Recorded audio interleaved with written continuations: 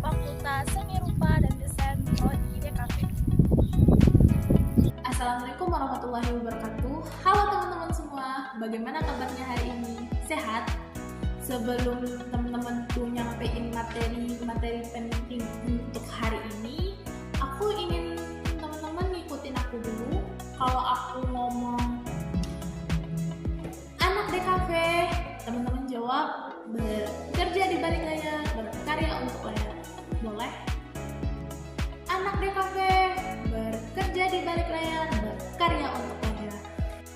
Saya sendiri Ana Fajoli Zahra sebagai moderator dan penyusun makalah, Amanda Asifa sebagai pemateri 1, Fahimul Lutfi pemateri 2, Ahmad Zaki penyusun PPT, Afinata pemateri 3, Andika Febri pemateri 4, Fahrizan Putra pemateri 5. Teman-teman, ada yang tahu maksud dari komunikasi nggak? Lalu, apa sih prinsip-prinsip komunikasi dan apa hubungannya dengan DKV? Nah, untuk materi hari ini, itulah materi yang akan kami bahas mengenai prinsip-prinsip komunikasi dan menerapkannya pada ruang lingkup DKV.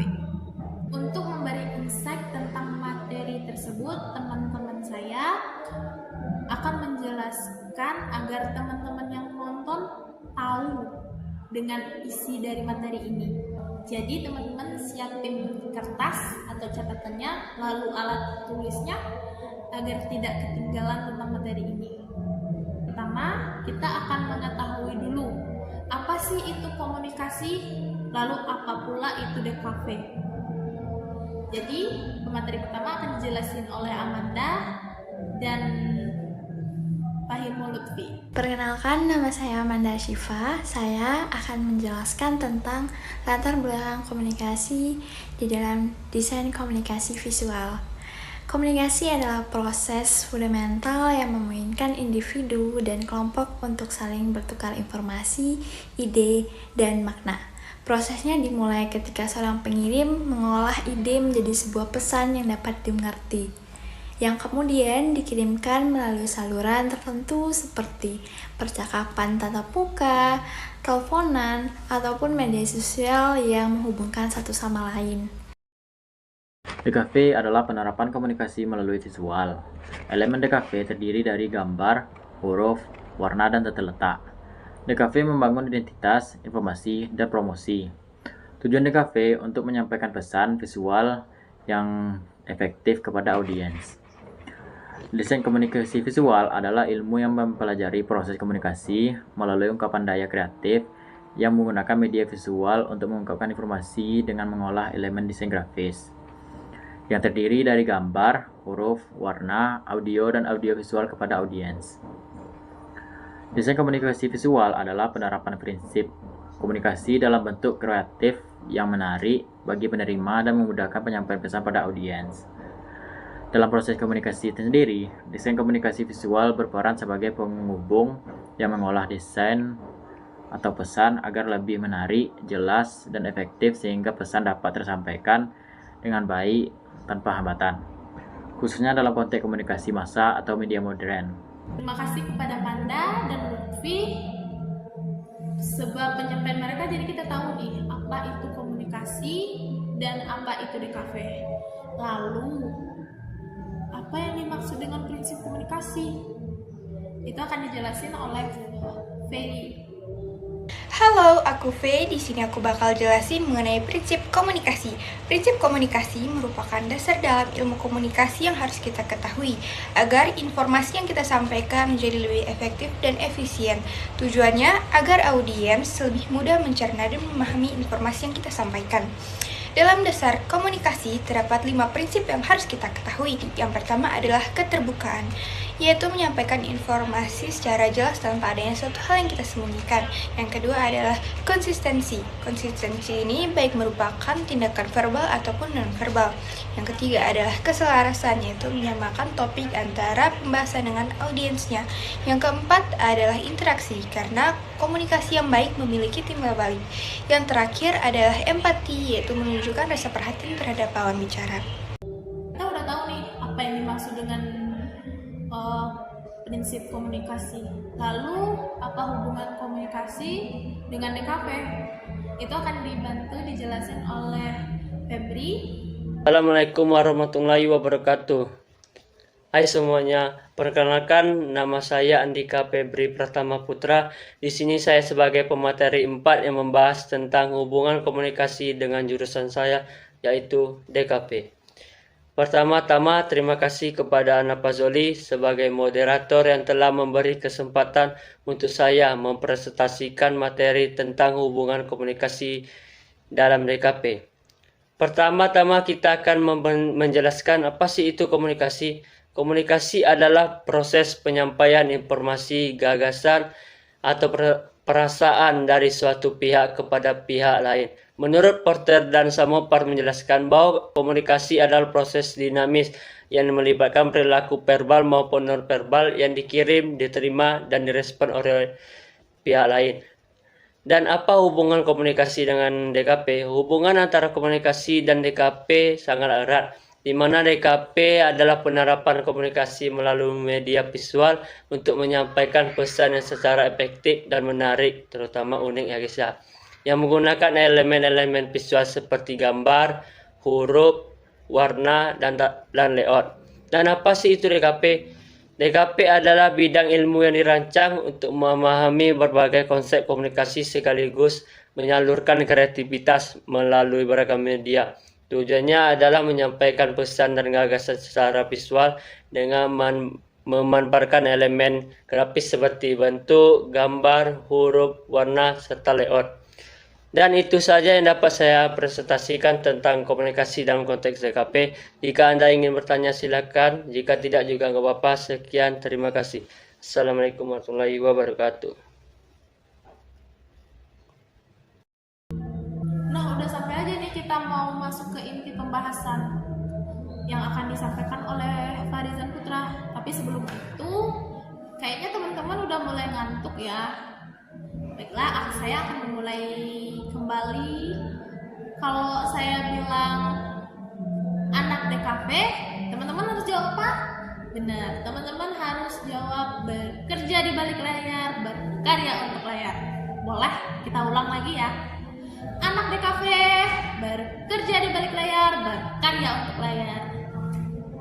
Nah, langsung saja kita masuk ke materi inti. Jadi teman-teman harus siapin lagi ya kertasnya, siapin lagi catatannya, fokus, oke? Ya, saya akan melanjutkan materi tentang prinsip-prinsip komunikasi serta penerapan dalam lingkup DKV. Yang pertama adalah keterbukaan dan empati. Prinsip pertama adalah keterbukaan. Maksudnya dalam komunikasi kita harus jujur menyampaikan informasi dan siap menerima masukan. Dalam konteks DKV, contohnya seorang desainer menerima revisi dari klien dengan sikap terbuka. Selanjutnya ada empati, yaitu kemampuan memahami perasaan dan perspektif orang lain. Misalnya desainer yang membuat kampanye anti-bullying harus bisa memahami emosi audiens remaja agar pesan kampanye lebih menyentuh. Dan selanjutnya ada sikap mendukung dan sikap positif. Prinsip berikutnya adalah sikap mendukung, artinya memberikan dukungan emosional bukan kritik yang menjatuhkan. Contoh di DKV, art director memberi masukan yang positif untuk desainnya. Lalu ada sikap positif, yang berarti menciptakan iklim komunikasi kondusif. Misalnya dalam copywriting iklan skincare, digunakan kalimat afirmatif agar audiens merasa percaya diri.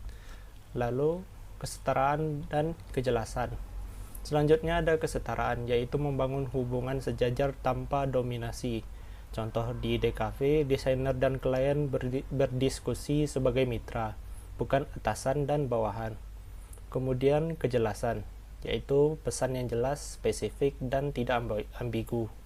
Contohnya poster konser dengan tipografi yang mudah dibaca, sehingga audiens langsung paham. Lalu keringkasan dan ketepatan. Berikutnya ada keringkasan, yaitu menyampaikan pesan secara singkat tapi mudah dipahami. Misalnya iklan Instagram yang pakai headline pendek dengan visual yang kuat. Dan ketepatan artinya informasi harus sesuai fakta. Contoh dalam DKV, brosur universitas harus mencantumkan akreditasi resmi. Lanjut, konsistensi dan kontekstualitas. Prinsip selanjutnya adalah konsistensi. Pesan yang konsisten akan memperkuat kepercayaan audiens. Misalnya Coca-Cola yang selalu konsisten dengan warna merah dan tipografinya. Lalu ada kontekstualitas, yaitu menyesuaikan pesan dengan situasi dan budaya. Misalnya, desain ucapan Idul Fitri memakai motif Islam agar relevan dengan audiens. Lalu yang terakhir ada umpan balik dan efektivitas saluran. Prinsip terakhir adalah umpan balik, yaitu respon dari penerima agar komunikator tahu pesannya dipahami. Contohnya, desainer menerima kritik pengguna untuk perbaikan aplikasi. Dan efektivitas saluran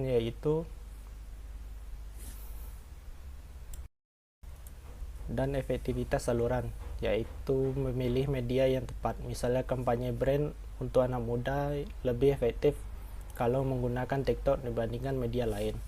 Sekian dari materi saya.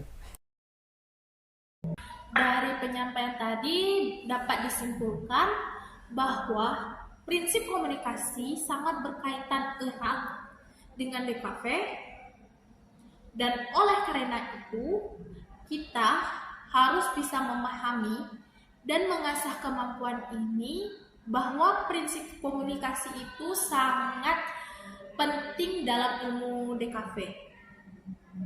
Nah, bagaimana teman-teman? Udah paham belum apa yang disampaikan oleh pemateri kita tadi?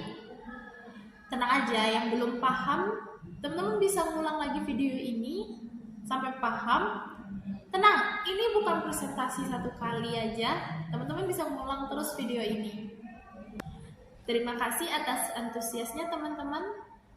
Saya tutup dengan pantun, ilmu ditanam tumbuh berjuta, bagaikan pohon penuh makna. Terima kasih atas waktunya. Mohon maaf atas segala kata. Saya Ana Fajoli selaku moderator. Izin pamit undur diri. Assalamualaikum warahmatullahi wabarakatuh.